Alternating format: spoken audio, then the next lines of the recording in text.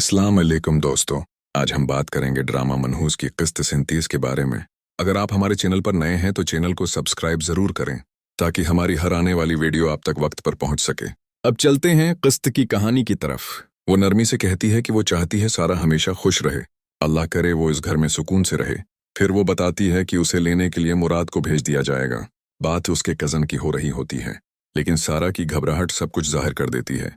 दूसरी तरफ बात अचानक खत्म हो जाती है। इधर घर में हालात तेजी से खराब हो रहे होते हैं। सलमान आजरा की वजह से सख्त परेशान है। उसकी माँ गुस्से में है और किसी की बात सुनने को तैयार नहीं। वो साफ लफ्जों में कह देती है कि आजरा का इस घर में रहना अब मुमकिन नहीं। उसे लगता है कि अगर वो यहाँ रही तो उसका बेटा खतरे में आ जाएगा। सलमान इस घर के लिए सब कुछ है, लेकिन सारा हैरान होकर पूछती है कि असल मसला क्या है। तब मालूम होता है कि सलमान आजरा को साथ लेकर घर छोड़ने की धमकी दे रहा है। माँ कहती है कि वो ये सब बर्दाश्त नहीं कर सकती और सारा से कहती है कि वो फौरन आजरा को लेकर चली जाए, वरना सलमान उससे अलग हो जाएगा।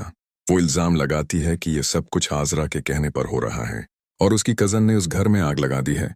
इसी दौरान आजरा बताती है कि मुराद आ रहा है और सारा को हुक्म दिया जाता है कि वो सामान पैक करे, क्योंकि वो सलमान के साथ नहीं बल्कि मुराद के साथ जाएगी। सारा हैरान होकर कहती है कि ये कैसी बातें हैं, लेकिन माँ गुस्से में कह देती है कि सारा ने उसके बेटे का सुकून बर्बाद कर दिया है। जिस दिन से वो इस घर में आई है सलमान एक दिन भी चैन से नहीं रह सका। वो साफ कह देती है कि मुराद आ रहा है और वो सारा को एक लम्हा भी उस घर में बर्दाश्त नहीं कर सकती। सारा रोते हुए कहती है कि उसका कोई कसूर नहीं और अगर सलमान को पता चला तो वो बहुत नाराज होगा। मगर जवाब में यही कहा जाता है कि सलमान उसका बेटा है और उसे वो खुद संभाल लेगी। सारा को बस घर छोड़ने का हुक्म दिया जाता है।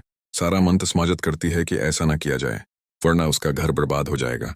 लेकिन जवाब मिलता है कि अगर वो रही तो ये घर वैसे ही तबाह हो जाएगा। उससे पहले कि सलमान वापस आए, सारा को सामान उठाकर जाने का कह दिया जाता है। इसी दौरान एक और औरत तंजिया अंदाज में कहती है कि अब इस घर में एक और औरत आने वाली है। वो बताती है कि उसने नगद को फोन पर किसी से बात करते सुना। पहले शक था मगर अब यकीन हो गया है कि वो इस घर को बर्बाद करने आई है। वो फोन पर किसी को बुलाने की बात कर रही थी और मुराद का नाम भी ले रही थी। सारा उलझन में पड़ जाती है। वो नहीं जानती कि नगद किससे बात कर रही थी, लेकिन अगर मुराद का जिक्र था तो इसका मतलब है कि उसे कुछ न कुछ जरूर मालूम है। सारा कहती है कि वो पहले ही मुश्किल में है और अब हालात मजीद खराब होते जा रहे हैं। उसे समझाया जाता है कि वो होशियारी से बातों बातों में हकीकत जानने की कोशिश करे, क्योंकि अपना घर बचाने के लिए अब उसे खुद मजबूत बनना होगा। ये भी कहा जाता है कि कुछ औरतें मीठी बातें करके दूसरों का घर बर्बाद कर देती हैं, जाहिर में मासूम लेकिन अंदर से खतरनाक होती हैं। सारा कहती है कि उसका दिल घबरा रहा है और उसे डर लग रहा है कि आने वाले दिनों में क्या होगा।